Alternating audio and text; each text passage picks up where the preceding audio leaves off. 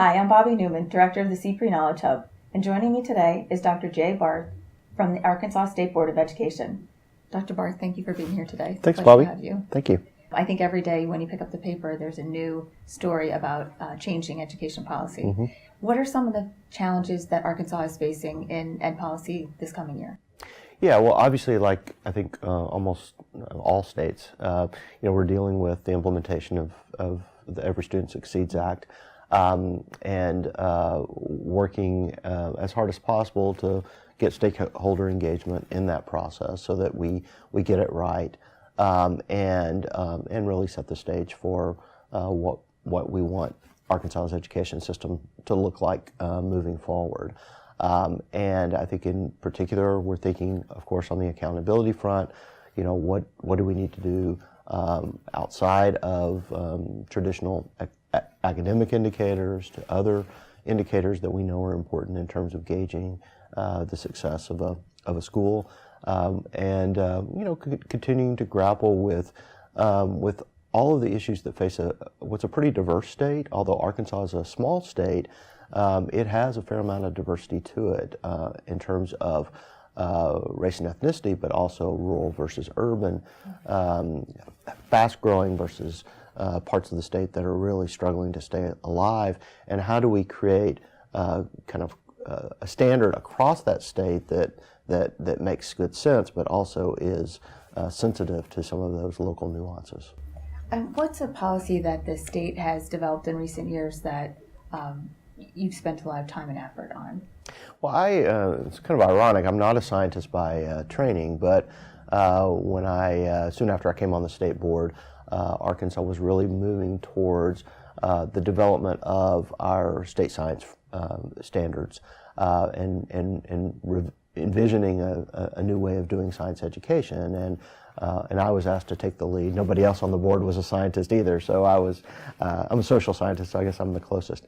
And so this is an area where it was real clear that the state board really needed to get better informed about science education, so that it could make wise decisions about those standards moving forward. And so I worked with a team at the department and kind of was the liaison to the state board on those science standards. We really reached out to the National Association of State Boards of Education to bring us some of that professional development so that we could make some wiser decisions about that.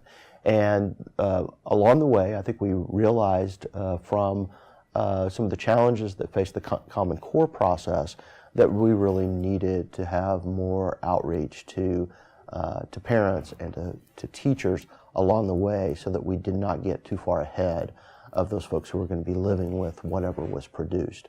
And I think the result was the development of a very good process that allowed public input all along the way, so that we didn't really make big mistakes that really created some kind of backlash in response. And so we have had a very smooth development. We actually broke it up into 3 parts, and so the state board did not deal with all of the science standards at the beginning, but really did it in a piecemeal fashion. But now we are complete and have the courses in place, and teachers are getting ready to begin to implement that in the next academic year. Now, that requires a lot of professional development to be sure that it's done right. And I think that's the big challenge going forward, is that we really do give teachers, in this case science teachers, the professional development they need so they can really respond to what's a pretty dramatic change in science education. Interesting. And did you use the next generation science standards as a starting point to have this standards conversation? Yeah, I mean, Arkansas was one of the initial states that was involved with next gen, but it became very clear that and I think as a result of our insights from the Common Core process, that we had to put an Arkansas brand on that, so that folks really did feel that they were Arkansas science standards. And so certainly, next generation, was the impetus for this renewed conversation, and creating a set of science standards that really involves problem solving and investigatory work, and just a really cool new approach to doing science. And I think it's going to be a really exciting time. What would you tell a colleague in another state that's starting to embark on revising their standards or implementing new science standards? A lesson learned, perhaps, from the process? I mean, I think the crucial thing is provide as many outlets as possible for the folks who are going to be using those standards in the classroom, and parents who are going to be interacting with those standards as their students learn, so that the educational elites, don't get too far out from those folks who are actually living with those courses and with those standards on a day in, day out fashion. As a researcher, one of the questions we ask is, what's something that researchers can do to help inform policymaking or make their research more accessible to policymakers? Do you have any advice? Yeah, I'm kind of in an odd spot in that I'm a political scientist, so I'm a researcher, but I also think heavily about the policymaking process. I mean, I think that I think researchers really do need to think about kind of the glut of information that policymakers get, and I think a lot of it is about, of course, doing high-end research, but then being always conscious about packaging it in a way that is readily accessible to policymakers.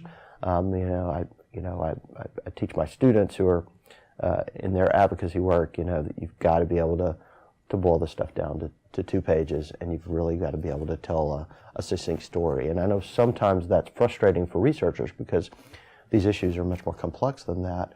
But I think it is, even as a state board member, just deal with an awful lot of information, and being able to process that information, ease the processing of that information, I think is really important. That's great advice. Thank you so much. It was a pleasure to meet you today, and thank you for coming. Thank you, Bobbi.